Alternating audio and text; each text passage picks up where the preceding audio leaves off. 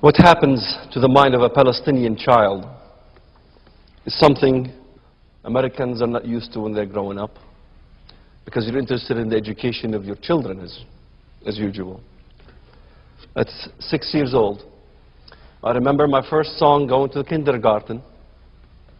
Arabs are beloved and Jews our dogs. العرب احبابنا واليهود كلابنا. Every single day going to school.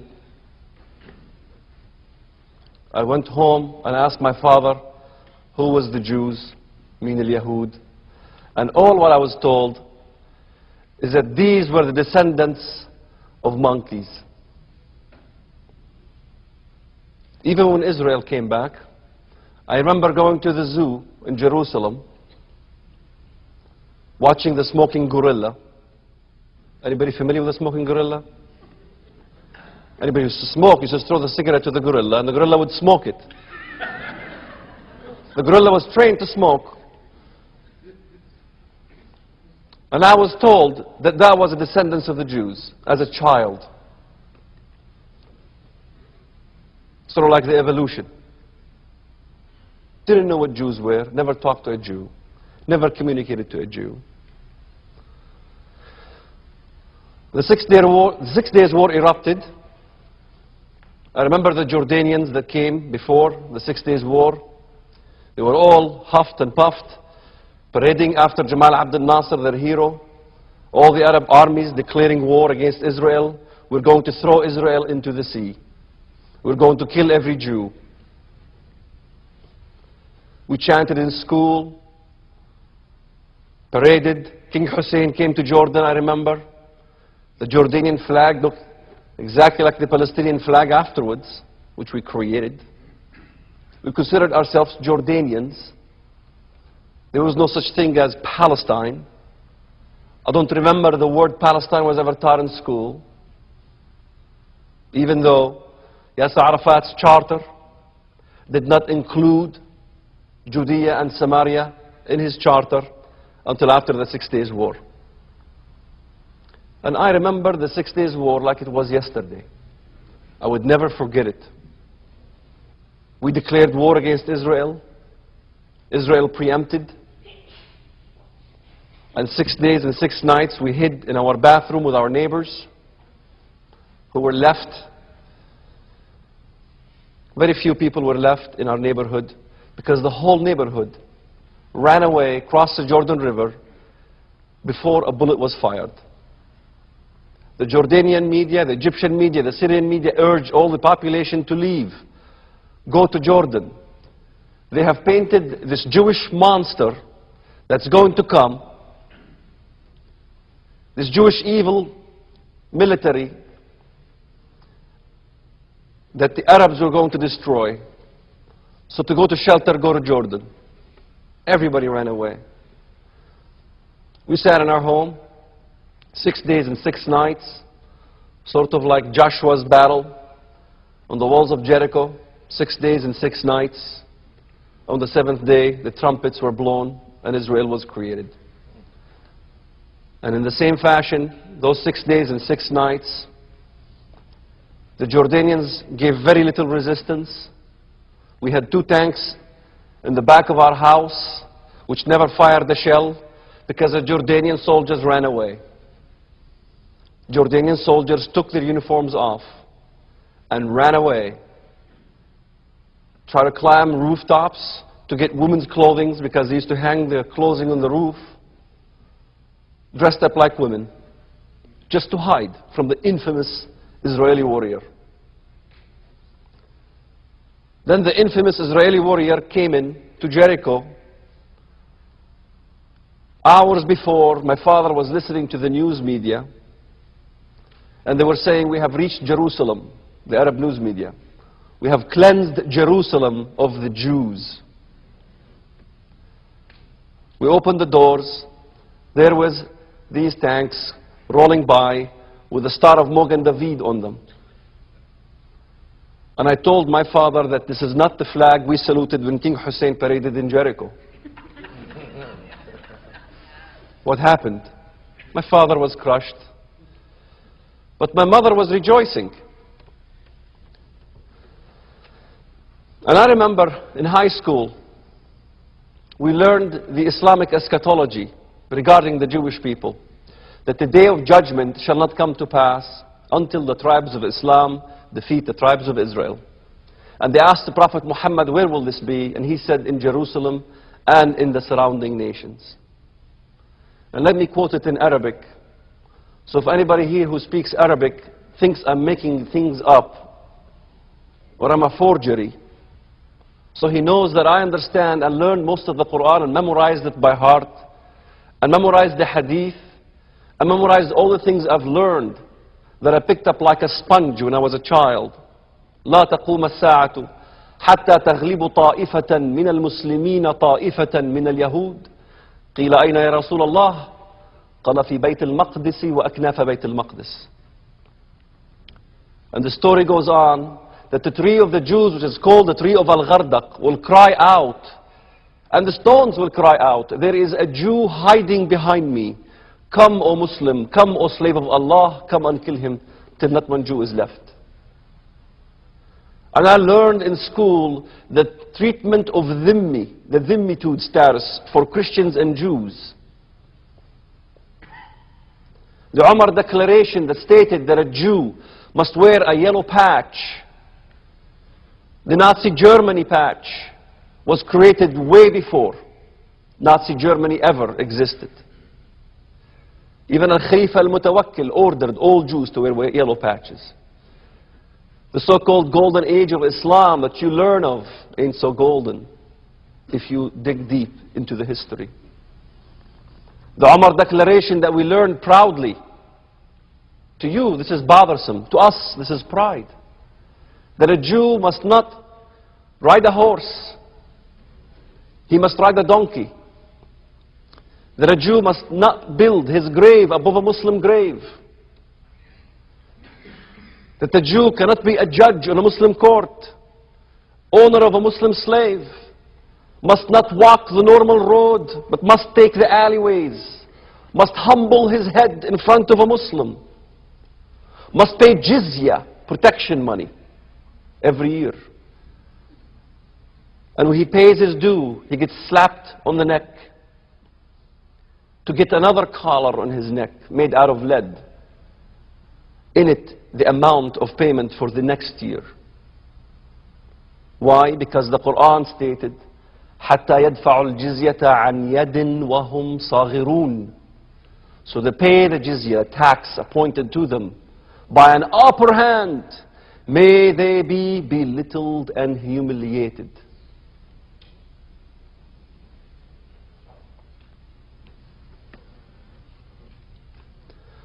We have learned over there in school, day in and day out, Israel is an occupation. The Jews have no history in that land, that we are the original Philistines, the original Canaanites. You see, the similarities between Nazi Germany and what we learned is very, very little. The difference is that what's happening today is much more tremendous. Because it is not only one country like Germany, but it is all over the Arab Muslim world. In all these countries, this is what they are being raised.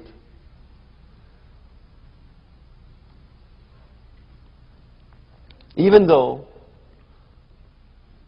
we should have thought for ourselves and used our heads to think twice if we considered ourselves Palestinians, being Arabs, being Semites. How in the world we connect ourselves with the Philistines and the Canaanites is beyond me now. Because the Philistines and the Canaanites don't exist anymore.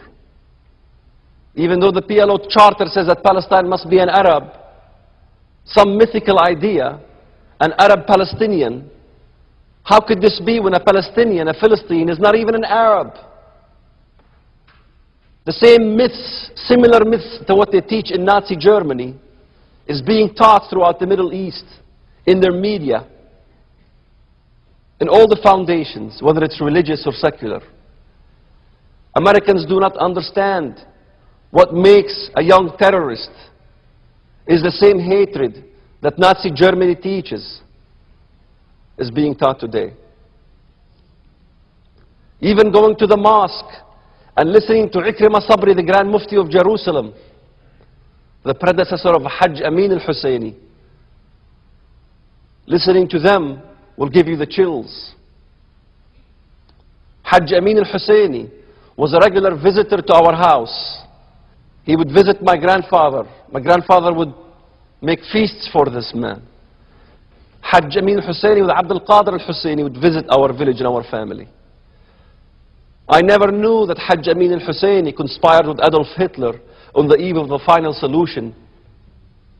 I never knew that Hajj Amin al-Husseini urged the Prime Minister of Foreign Affairs of Hungary to stop the immigration of Jews to the land of Israel.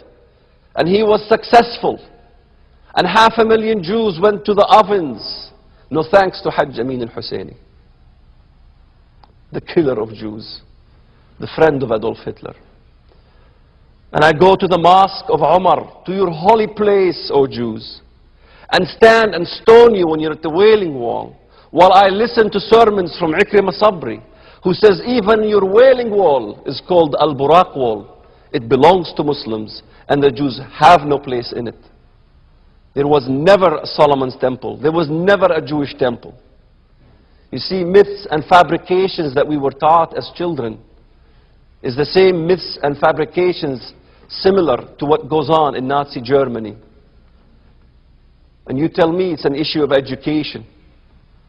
Germany and Nazi Germany existed in the 20th century with a society that was very, very educated. Hitler was a very educated man.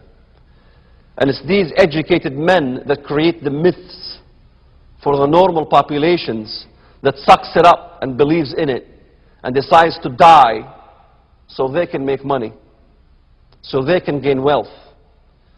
There's something in common between all these people. Two things: the control over women and money and power. Those are the things that is in common with all these societies that we grew up with. 55 Muslim nations, that not one of them has the freedom of religion for people to choose what they want to believe in. My naive mother had no clue what she was getting herself into. Just like the American society has no clue what they see day in and day out that comes off CNN and the media. They do not understand it.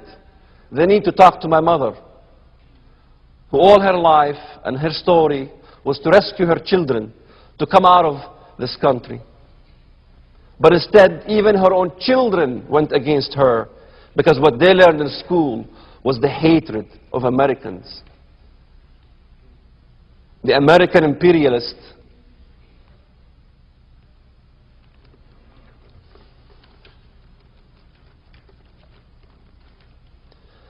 Finally, my education system, my religious education in high school and as I was growing up culminated.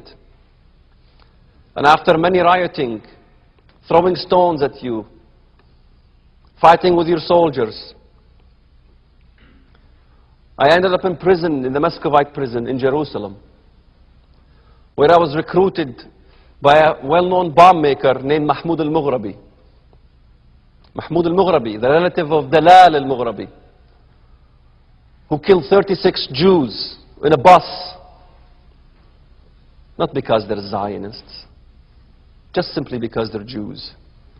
And you hear all this stuff about the Arabs don't hate Jews, they simply hate Zionism. If they simply hate Zionism, why are they blowing up civilians? I ended up in prison, got recruited, of course, wanted to carry out my first mission to kill my first Jews. My target was Bank Leumi Israel in Bethlehem.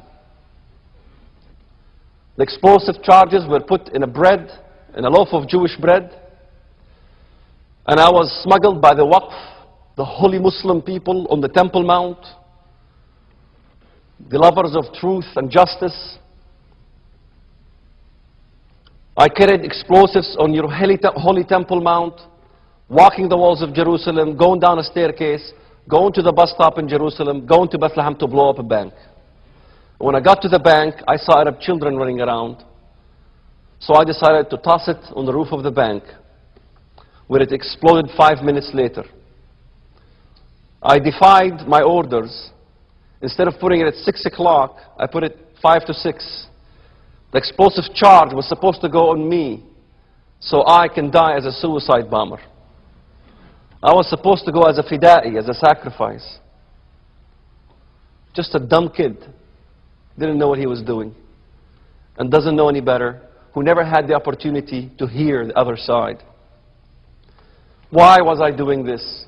Because in the school they taught us, وَلَا تَحْسَبَنَّ الَّذِينَ قُتِلُوا فِي سَبِيلِ اللَّهِ أَمْوَاتٌ بَلْ أَحْيَاءٌ عِنْدَ رَبِّهِمْ يُرْزَقُونَ.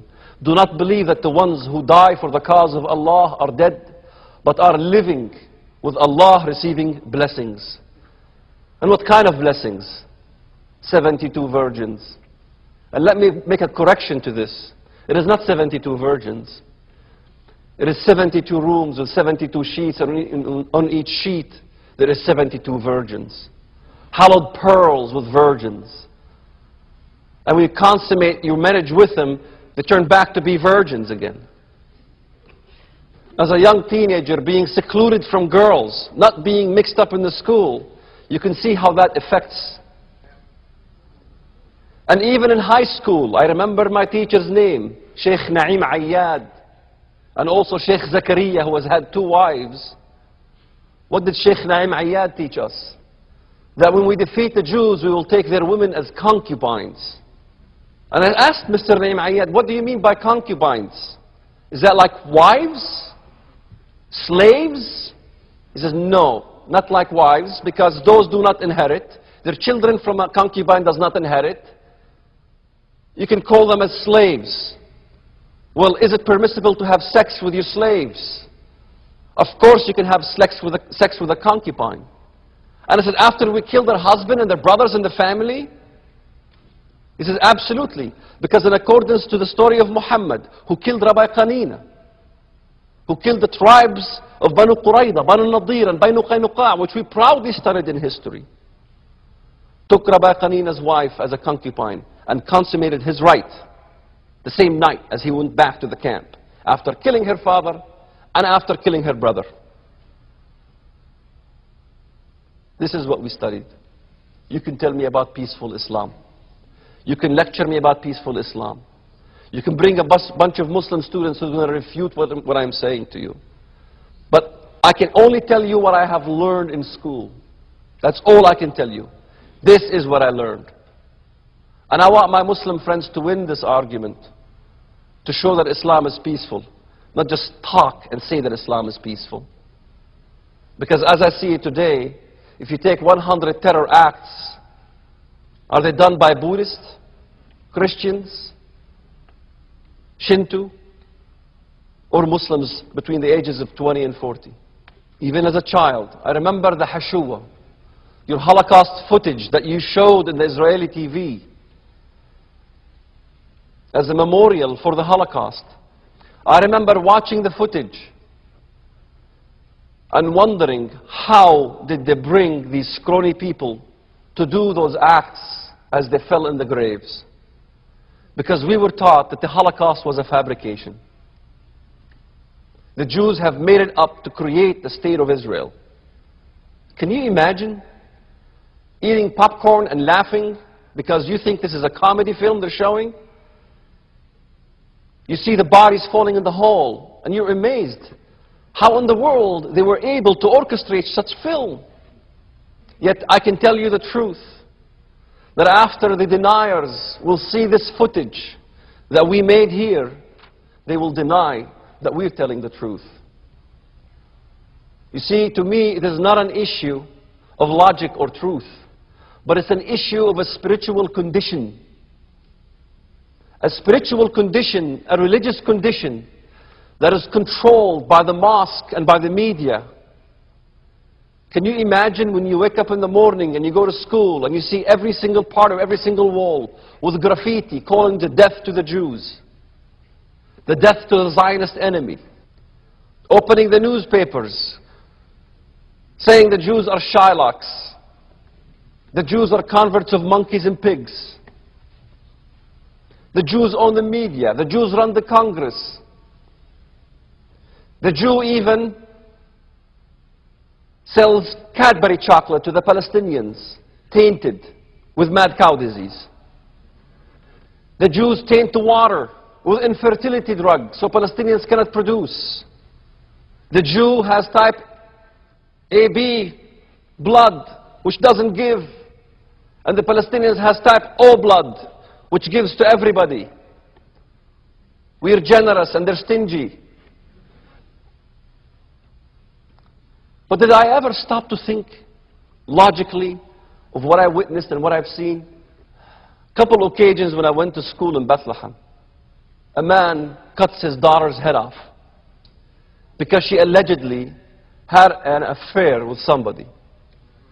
The Israelis come, arrest this man, take him to jail, and the entire Al-Aida camp in Bethlehem goes and bails him out.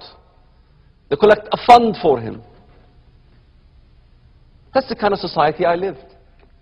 I would kill my sister in a twitch if I felt that she had an affair or had a boyfriend or thought about marrying a Christian or a Jew.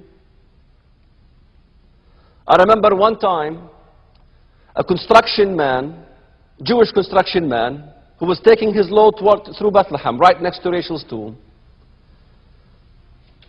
He accidentally hit a girl, an Arab girl who was going to school. He stops his truck and he tries to call for help. We saw the situation. We instantly attacked him and stoned him, broke the windshield. Hundreds of us. He was bleeding profusely from his head. And he was still calling for help for that girl. He turned his truck. He ran away finally. We went back to school.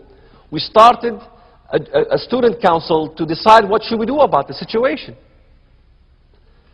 And a blind high school student, blind from birth, his eyes were white, he was so blind, rose his cane and made some frenzy Quranic verses and declared by Allah, this Jew hit this girl on purpose. Let's not forget the Intifada started on a similar accident where a Jewish jeep accidentally killed a Palestinian. And you had what's the so-called Intifada happened as a result. I'm sure you all are thinking there's a problem with the situation here. It took me 20 years, ladies and gentlemen, to think about the situation. It's a simple question. The man was blind. How could a blind man convince the entire school to go on a rampage and to start an almost intifada? Why were we so blind with a blind man? Why would we follow somebody who's blind in sight and sight is beyond me? Again, it's a religious upbringing. Then I went a little further. Not enough stoning, bombing, attempting to kill, starting a riot in my village. The high Israeli official comes and with a loudspeaker tries to calm the demonstrators.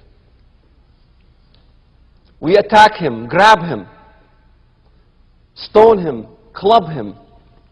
And remember my friend, Jamal Hannouna, had a club with a nail at the end of it. And he was plunging the nail with a club on his head. He was bleeding like a fountain. We were in an attempt to do a lynching, just like the lynching that happened in Ramallah. For some of you who do not know the lynching that happened in Ramallah, where the two reservists got lost on the streets of Ramallah and got caught by the Palestinian Force 17, taken to prison, with the entire society in Ramallah going to the prison, taking these guys out, killing them. And not only killing them, it wasn't satisfactory, but rip their guts out, take their lungs and their kidneys, take their intestines, take their hearts, take their eyes, and put it on a platter and serve it to the population of Ramallah. A picture is worth a 1,000 words, my friends. Because I was just about to do the same thing to that Jewish soldier if he had not run away. And I thank God till today that I don't have Jewish blood on my hands. Look at the footage with the Palestinians in a frenzy. Allahu Akbar. Allah is great. With a frenzy. In an ecstasy. Parading the parts in the city. Almost the entire population of Ramallah was there. Yet the media accused the Jews every time a Palestinian is killed when the Israelis try to kill terrorists. My cousin Ra'id Abu Awadallah, a 16-year-old kid on his way to destroy and kill Jews in Ben Yehuda Street, got shot by the Israelis. Of course, he was declared as a martyr, and the Jews supposedly murdered him. He was trained the same way. And my aunt, after he died, had to pass out candy and have a wedding celebration for the death of her son, who the Jews were accused of murdering. Of course, the United Nations writes these stories, and his story is that the Jews killed him so they can take his body parts and sell them in the black market. And I asked my family, what is their evidence for this? And they said that the nurses walked out with bloody gloves. Absurdities and myths are being taught in our society. In America, I came to America after this prison and after all these things. My parents sent me to America, to the United States, supposedly so I can get a higher education. Did I get a higher education? No. Instead, I joined the other Palestinians in Loop College. I became the president of the Palestinian Student Association in Loop College. Did we graduate from college? No. How many of us graduated from college? 2 out of 100. Why? Because all of us were activists in collecting funds for the PLO. I remember working as an interpreter. And what did I interpret? When I collect funds for the PLO, I invite Americans like you to come so they can support our cause. The document would say on the wall, in Arabic would say, Land Day, please come. We will collect funds for the PLO. We will help the martyrs and the victims, and all kinds of things. The English translation would say, come, we will have a party. You will be fed baklava and lamb. Middle Eastern cultural party. You see, lying in our culture is a normal thing. To lie in Islam during jihad is absolutely okay. Going on demonstrations in Chicago, what did we chant? Who owns the media? And the crowd will say, Israel. Who runs the Congress? The crowd screams out, Israel. And I wonder today, if indeed Israel owns the media, why is CNN still running? Why is Christiana Amanpour still working? What the Jews should do today is follow this conspiracy and really and seriously think about buying the media.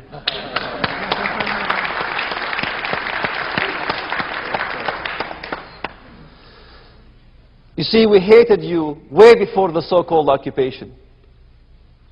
We hated you when the Hebron massacre happened. No thanks to Hajj Amin al-Husseini, who went to Libya, Iraq, Morocco, Germany, all over the world, broadcasting from the news media and the radio to kill every Jew wherever you find them. Everybody knows about the Deir Yassin massacre, but very little known about the massacre of Havron. What happened in the massacre of Havron? The massacre of Hebron. The documents tell us the truth. When the Arab mobs walked in, when all the Jewish community hid in a rabbi's house, the men's private parts got cut off. She can tell you more stories what happened in Lebanon to the Christians, where the men cutting their private parts. What did they find out when they walked into that house of that rabbi? Breasts cut off, guts cut off, eyes cut off, noses and ears, pieces, a slaughterhouse. Let me tell you about the facts of what happens in the Muslim society, the fundamentalist Muslim society that is so peaceful in Sudan. What happened to 1 million Christians who got butchered in Sudan that nobody talks about? We should only talk about Deir Yassin. Go to Google search engine and put Deir Yassin and see how many hits you get. But search Damour massacre, you find 0 hits. Ain al-Hilwa massacre, nothing. Where is all these other massacres? Why do we only hear about their so-called massacre? When Birzeit University did a study, clearly showed there was no massacre. When some of the bodies that were found there was Bosnian SS troops. Yes, Bosnian SS troops in Deir Yassin. The recruits of Hajj Amin al-Husseini who killed Jews way before the occupation.